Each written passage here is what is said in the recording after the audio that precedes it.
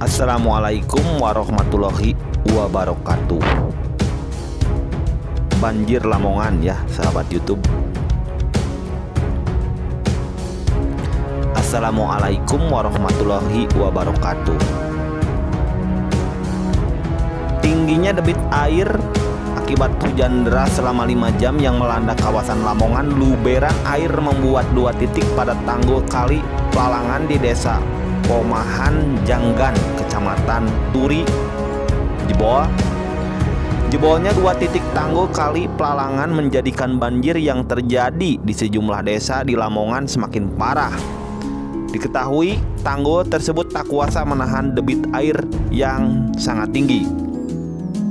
Teman-teman, ada 2 titik tanggul yang jebol.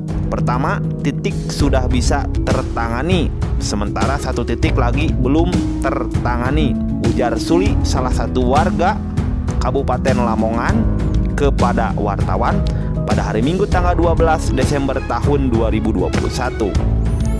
Menurut Suli, saat ini luapan air dari tanggul itu telah merendam puluhan hektar lahan tambak dan jalan desa. Ketinggian genangan air sekitar lebih kurang 30 cm.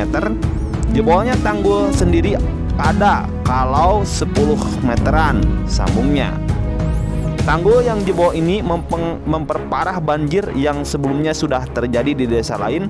Salah satunya adalah desa Kemlagi Gede, Kecamatan Turi. Selain itu, jalan alternatif penghubung antar kecamatan juga terendam banjir dengan jarak sekitar 1 km.